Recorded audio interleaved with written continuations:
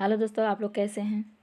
तो दोस्तों आज हम लोग करेंगे हिंदी पेडागोजी, जो कि आज 5 क्लास है, 4th क्लास तक हो गया है। तो चलिए आज का वीडियो शुरू करते हैं। शुरू करने से पहले चैनल को सब्सक्राइब कर लीजिएगा। देखते हैं फर्स्ट ऑप्शन है, ये क्या है। फर्स्ट क्वेश्चन आपकी स्क्रीन पर है। चलिए शुरू करते हैं। फर्स्ट क्वेश्चन है, निम्नलिखित में से कौन सा उच्च प्राथमिक स्तर पर भाषा शिक्षण का उद्देश्य नहीं है। दोस्तों यहाँ पर नहीं है, नहीं पर जोर देना है और ध्यान भी देना है, वरना इससे मिस्टेक भी हो सकता है। तो चलिए, ए में है दूसरों के अनुभवों से जोड़ पाना और संदर्भ में चीज़ों को समझना। बी में क्या है, सही रूप में समझना। और सी में क्या है, व्याकरण के नियमों को रटना। और डी में क्या है, निजी अनुभव के आधार पर भाषा का सृजनशील प्रयोग। तो इसका सही आंसर हो जाएगा सी ऑप्शन। क्या हो जाएगा, व्याकरण के नियमों को रटना, जो कि रटना ये नेगेटिव है और ये नेगेटिव ही पूछा था, इसीलिए नेगेटिव दोनों नेगेटिव पूछा था, तो ये सही हो जाएगा।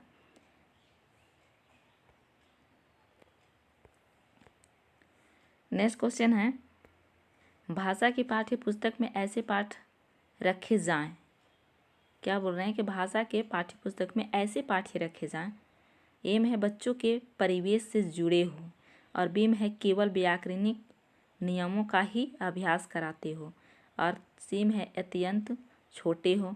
और डी में है सरल भाषा से युक्त हो। तो दोस्तों पाठ्यक्रम कैसा होना चाहिए, तो पाठ्यक्रम एकदम पूरी सरल भी नहीं होना चाहिए, अत्यंत छोटे भी नहीं होना चाहिए, और यहाँ पर तो केवल आ गया है, तो इससे तो आगे बढ़ने की ज़रूरत ही नहीं है। तो कैसा होना चाहिए पाठ्य पुस्तक, तो पाठ्य पुस्तक होना चाहिए बच्चों के परिवेश से जुड़े हो। मतलब क्या होना चाहिए, बच्चे के परिवेश से जुड़े हो। ठीक है। नेक्स्ट क्वेश्चन है, द्वितीय भाषा के रूप में हिंदी सीखने का मुख्य उद्देश्य क्या है। मतलब द्वितीय भाषा के रूप में हिंदी सीखने का उद्देश्य क्या है। इसका उद्देश्य क्या है, एम है दैनिक जीवन में हिंदी में समझने तथा बोलने की क्षमता का विकास करना।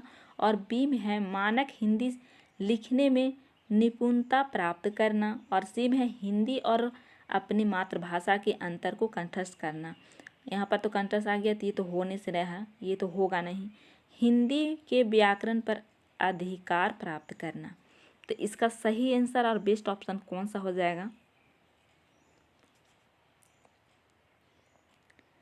तो देखिए दोस्तों, यहाँ पर बोल रहे हैं कि दैनिक जीवन में हिंदी समझने तथा बोलने की क्षमता का विकास करना। यानी भाषा जब हम लोग सीखते हैं या सीखेंगे, तो दैनिक जीवन में ही उनको काम लाने के लिए सीखेंगे। और दैनिक जीवन में ही भाषा सीखेंगे, बोलेंगे, तो अगर नहीं सीख बोल पाएंगे तो भाषा का कोई मतलब ही नहीं हो पाएगा। इसीलिए क्या है, द्वितीय भाषा सीखने का खास कारण है कि दैनिक जीवन में वो काम आ सके। तो ये फर्स्ट ऑप्शन क्या हो जाएगा, सही हो जाएगा। ठीक है। नेक्स्ट है, माधुरी पढ़ते समय कभी कभी वाक्यों शब्दों की पुनरावृत्ति करती है, इसका यह भाषाई व्यवहार दर्शाता है। तो क्या दर्शाता है, पढ़ते समय क्या करते हैं, वाक्य शब्दों की पुनरावृत्ति करती है, तो यह क्या दर्शाती है। एम है वह पढ़ने में ज़्यादा समय लेती है। और बीम है वह समझ के साथ पढ़ने की कोशिश कर रही है। और सीम है वह अटक अटक कर ही पढ़ सकती है। और डीम है उसे पढ़ना बिल्कुल नहीं आता। तो ऐसा नहीं हो सकता है कि वो पुनरावृत्ति करके वो अच्छा सा पढ़ रही है तो पढ़ने में उनके बिल्कुल नहीं आएगा। तो ये ऑप्शन भी नहीं होगा, अटक अटक कर पढ़ना, तो ये भी नहीं होगा। और बी में क्या कह रहा है कि वह समझ के साथ पढ़ने की कोशिश कर रही है। मतलब वो समझ करके पढ़ने की कोशिश कर रही है, वो गहराई पर जा करके पढ़ने की कोशिश कर रही है, वाक्यों को शब्दों को समझ रही है। तो क्या हो जाएगा, तो इसका आंसर हो जाएगा बी ऑप्शन। ठीक है। ये सारे क्वेश्चन प्रीवियस ईयर का है। ये ऑफलाइन में जो आया हुआ था, यही सारे क्वेश्चन है प्रीवियस ईयर का। नेक्स्ट क्वेश्चन है, उसने पढ़ा, उसने खाया और उसने चीखा जैसे भाषा प्रयोग दर्शाता है। इसमें क्या बोल रहे हैं कि उसने पढ़ा, उसने खाया और उसने चीखा, तो ये भाषा क्या दर्शाता है, इस चीज़ को ये देख रहे हैं। तो ए में है नियमों का अति सामान्यीकरण, बी में है नियम का उल्लंघन, सी में है संदर्भ की समझ ना होना और डी में है नियम कंठस्थ ना होना, मतलब उसको नियम कंठस्थ नहीं है। ठीक है, डी ऑप्शन ही सही हो जाएगा। नेक्स्ट है, व्याकरण शिक्षण के संदर्भ में कौन सा कथन सही है। दोस्तों सही है, यहाँ पर सही को जो पूछ रहा है, ए में है व्याकरण शिक्षण अत्यंत आवश्यक है और बी में है व्याकरण शिक्षण के लिए समय सारणी में अलग से काव्यांशों की व्यवस्था होनी चाहिए और सी में है भाषा प्रयोग की अपेक्षा भाषा नियमों को ही महत्व देना चाहिए और डी में बोल रहा है कि बच्चे परिवेश में उपलब्ध आवश्यक प्रयोग के आधार पर स्वयं भाषा के नियम बनाने की क्षमता रखती है। तो दोस्तों इसका क्या आंसर हो जाएगा, तो इसका आंसर क्या हो जाएगा, तो इसका बेस्ट ऑप्शन कौन सा हो जाएगा, तो ये हो जाएगा सी ऑप्शन। ठीक है, भाषा प्रयोग की अपेक्षा भाषा नियमों को ही महत्व देना।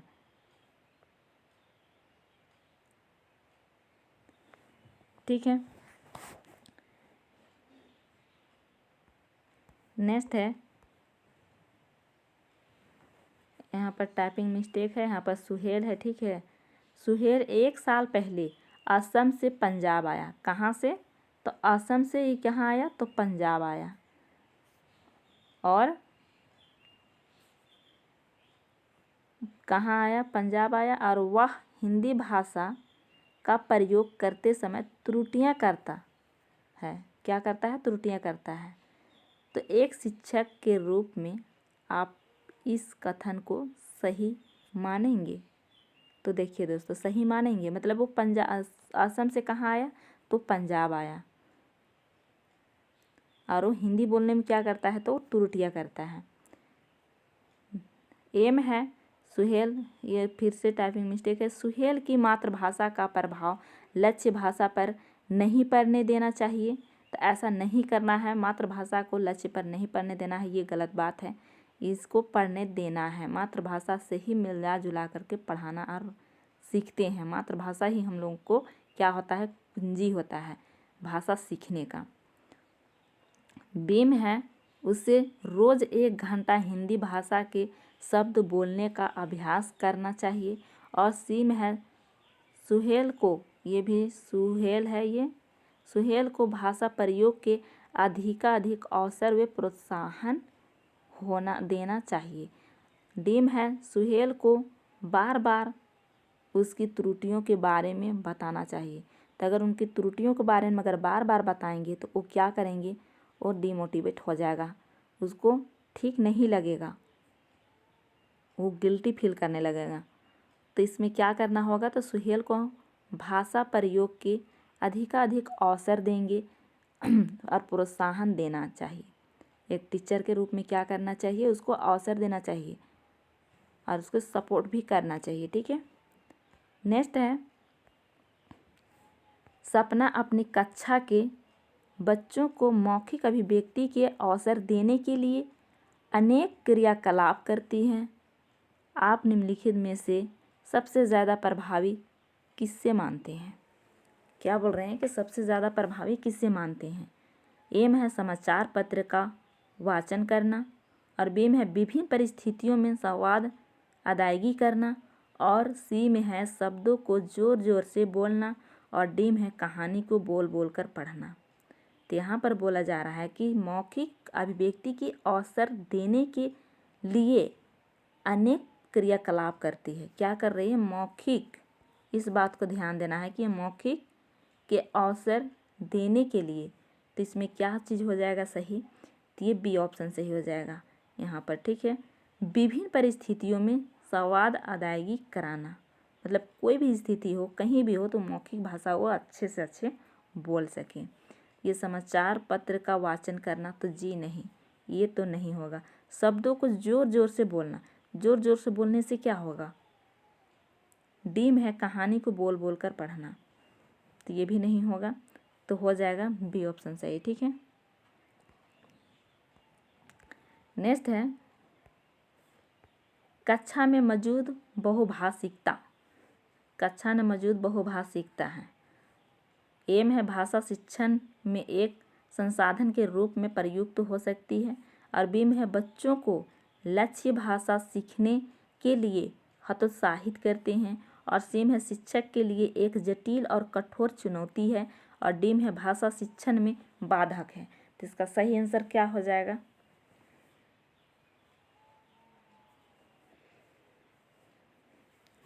क्या हो जाएगा इसका सही आंसर दोस्तों? तो इसका सही आंसर क्या हो जाएगा? तो इसका सही आंसर हो जाएगा ए ऑप्शन। ठीक है, क्या हो जाएगा? A option. भाषा शिक्षण में एक संसाधन के रूप में प्रयुक्त हो सकती है। क्या हो सकती है? प्रयुक्त हो सकती है। बी में क्या बोल रहे हैं? बच्चों को लक्ष्य भाषा सीखने के लिए हतोत्साहित करना, तो नहीं, हतोत्साहित जहाँ भी आ जाए यह नेगेटिव वर्ड है, इसे ध्यान दीजिएगा। शिक्षक के लिए एक जटिल और कठोर चुनौती है। और भाषा शिक्षण में बाधक है, तो भाषा शिक्षण में बाधक नहीं होता है। ठीक है, तो ये ऑप्शन ए हो जाएगा सही। ठीक है, फिर चलते हैं नेक्स्ट। इसमें थोड़ा सा नेगेटिव और पॉजिटिव को पकड़ लीजिएगा, तो पेडागोजी हॉल करने से कोई नहीं रुक सकता है। नेक्स्ट है भाषा के संदर्भ में निदानात्मक परीक्षण का उद्देश्य क्या है। दोस्तों यहाँ पर पूछ रहे हैं कि भाषा के संदर्भ में निदानात्मक परीक्षण का उद्देश्य क्या है। तो चलिए देखते हैं क्या उद्देश्य है। एम है बच्चों की भाषा प्रयोग संबंधित कठिनाइयों के संभावित कारणों का पहचान करना। और बी में है बच्चों हेतु भाषा प्रयोग के अवसर जुटाना। और सी में है बच्चों को अगली कक्षा में पुनर्तन करना। और डी में है बच्चों को विभिन्न श्रेणियों में विभक्त करना। तो दोस्तों निदानात्मक परीक्षण का उद्देश्य यही है कि मतलब जो बच्चों को कठिनाइयाँ हैं, क्या समस्या है, उसे पता लगाना। ठीक है, उसे पता लगाना है। तो ये कौन चीज़ हो जाएगा? तो ये हो जाएगा ए ऑप्शन सही हो जाएगा। बच्चों की भाषा प्रयोग संबंधित कठिनाइयों के संभावित कारणों की पहचान करना। मतलब उसका जैसे आ रहा है स्कूल में, पढ़ने बैठा है, पढ़ नहीं रहा है, पढ़ा रहे हैं तो उसका ध्यान कहीं और है, तो क्यों है, किस लिए है, ये सारे चीज़ को पता लगाना। जैसे कि निदानात्मक परीक्षा हो गया तो इसमें पता लगाना हो गया, उसके बाद पता लगाने के बाद फिर उसको सुधार करना। सुधार करना क्या कहलाएगा? तो रचनात्मक कहलाएगा। ठीक है, नेक्स्ट है उच्च कक्षाओं में भाषा की पाठ्य पुस्तक अत्यंत महत्वपूर्ण है। बी में साहित्य साध्य है और भाषा कौशल साधन है। क्या बोल रहे हैं कि बी है साहित्य साध्य है और भाषा कौशल साधन है। सी में है केवल छंद अलंकारों को समझने के प्रयास करना ही भाषा शिक्षण का उद्देश्य है। डी में है भाषा कौशल साध्य है और साधन है साहित्य। तो इसका सही आंसर क्या हो जाएगा? तो इसका सही आंसर हो जाएगा डी ऑप्शन। भाषा कौशल साध्य है और साधन है साहित्य। ठीक है, नेक्स्ट है भाषा के सतत और व्यापक मूल्यांकन का उद्देश्य क्या है। ऊपर पूछा था निदानात्मक, अब यहाँ पर सतत और व्यापक मूल्यांकन पूछ रहा है। ठीक है, तो मूल्यांकन की परंपरा का निर्वाह करना। बी में है बच्चों की सीखने की प्रक्रिया को समझकर उपयुक्त शिक्षण अधिगम प्रक्रिया अपनाना। और सी में है अगली कक्षा में पुनर्तन करने हेतु साक्ष्य जुटाना। और डी में है बच्चों की त्रुटियों की पहचान करना।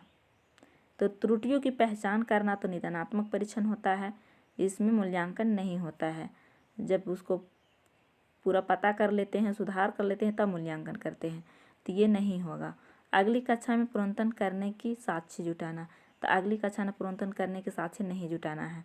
मूल्यांकन की परंपरा का निर्वाह करना, तो ए भी नहीं होगा। तो बचा कौन सा, तो बी ऑप्शन बच गया। ठीक है, बच्चों की सीखने की प्रक्रिया को समझकर उपयुक्त शिक्षण अधिगम प्रक्रिया अपनाना। ठीक है, तो ये हो गया बी ऑप्शन सही। नेक्स्ट क्वेश्चन है, उच्च प्राथमिक स्तर पर भाषा शिक्षण की प्रक्रिया में सबसे अधिक महत्वपूर्ण है, सबसे अधिक महत्वपूर्ण है। जो बेस्ट ऑप्शन होगा वही सही होगा यहाँ। ये है समाचार पत्र, पत्रिकाओं या अन्य भाषिक सामग्री में कही गई बात के निहितार्थ सोच सरोकार की पहचान करना। बीम है पाठ्य पुस्तक में दिए गए साहित्यिक अंशों की विस्तृत व्याख्या। और सीम है पठन कौशल पर अधिक बल देना। और डीम है पाठों के शब्दों का अर्थ जानने के लिए शब्दकोश को प्रयोग करना। तब इस चारों में से कौन सा बेस्ट है? यहाँ पर बोला गया है सबसे अधिक महत्वपूर्ण। तो अधिक महत्वपूर्ण कौन सा हो जाएगा? तो ये हो जाएगा पाठों के शब्द का अर्थ जानना। क्या है? पाठों के शब्द का अर्थ जानना, जानने के लिए शब्दकोश का प्रयोग करना। क्या करना है? शब्दकोश का प्रयोग करना है। तो डी ऑप्शन क्या हो जाएगा? सही हो जाएगा। ठीक है, नेक्स्ट है उपचारात्मक शिक्षण की सफलता मुख्यतः निर्भर करती है। उपचारात्मक शिक्षण का सफलता क्या निर्भर करती है? एम है समस्याओं के कारणों की सही पहचान पर। और बी में है बच्चों की समाज सांस्कृतिक पृष्ठभूमि पर। और सी में है बच्चों की भाषागत त्रुटियों की सूची बनाने पर। और डी में है समस्याओं की पहचान पर। तो बताइए दोस्तों, क्या हो जाएगा इसका सही आंसर? तो इसका सही आंसर हो जाएगा ए ऑप्शन। क्या हो जाएगा? ए ऑप्शन हो जाएगा। समस्याओं के कारणों की सही पहचान पर। देखिए, कारण तो पहले हम लोग जान गए निदानात्मक में। अब कारण की सही पहचान कहाँ करेंगे? तो उपचारात्मक शिक्षण में करेंगे। और उस उपचारात्मक शिक्षण समस्याओं के कारणों की सही पहचान पर है। और यहाँ पर बोला जा रहा है समस्याओं की पहचान, तो ये निदानात्मक परीक्षण में होता है। ठीक है, तो इसका आंसर क्या हो जाएगा? तो इसका आंसर हो जाएगा ए ऑप्शन। ठीक है, नेक्स्ट है भाषा अर्जन। अब ये भाषा अर्जन क्या बोल रहे हैं? एम है प्रयासपूर्ण होता है, तो जी नहीं। भाषा अर्जन क्या होता है? प्रयासपूर्ण होता है क्या? नहीं होता है प्रयासपूर्ण। भाषा अर्जन, अर्जन का मतलब अनुकरण करना, नकल करना। ये सारे नकल करके सीखते हैं, यानी घर में ही सीखा जाता है। भाषा अर्जन सुन सुन करके उसे ग्रहण किया जाता है। उसको प्रयास नहीं करना पड़ता है, उसको अभ्यास नहीं करना पड़ता है, उसको कठिन नहीं करना पड़ता है। और बी में है शिक्षा की आवश्यक स्थिति की मांग करता है, ये भी नहीं है। ठीक है, और सी में है भाषा की कक्षा में ही संभव है, नहीं। यहाँ पर भाषा अर्जन के बारे में बात कर रहा है और भाषा की कक्षा में ही संभव है, ये भी नहीं होगा। ये तो ही अलग गया यहाँ पर, ये तो ऐसे भी नेगेटिव हो गया। और डी में है सहज स्वाभाविक होता है। तो भाषा अर्जन क्या होता है दोस्तों? तो सहज और स्वाभाविक होता है। स्वाभाविक रूप से क्या होता है? सीख जाते हैं। इसमें कोई प्रयास करने की ज़रूरत नहीं होती है। वो बड़ों के बोलने के, सुनने का, देख देख करके, सुन सुन करके वो क्या करते हैं? अपने अंदर अनुकरण कर लेते हैं, अपने अंदर उन नकल करते हैं। उनको प्रयास नहीं करना पड़ता है, उनको उस भाषा को सीखने के लिए कठिनाई का सामना नहीं करना पड़ता है। ठीक है, तो इसका ऑप्शन क्या हो जाएगा? और इसका सही हो जाएगा डी ऑप्शन। ठीक है, तो दोस्तों आज का वीडियो में इतना ही। अगर वीडियो अच्छा लगा हो तो प्लीज़ आप लोग लाइक, शेयर और कमेंट करके ज़रूर बताइएगा। और चैनल को सब्सक्राइब कर लीजिएगा। और जितना भी क्वेश्चन हुआ है सारे क्वेश्चन प्रीवियस ईयर का क्वेश्चन है। ऐसे ही क्वेश्चन आता है, इसमें सिर्फ नेगेटिव और पॉजिटिव अगर आप लोग देख लिया तो 15 में 15 पक्का कर लेंगे। फिर मिलते हैं नेक्स्ट वीडियो में, तब तक के लिए टेक केयर एंड बाय।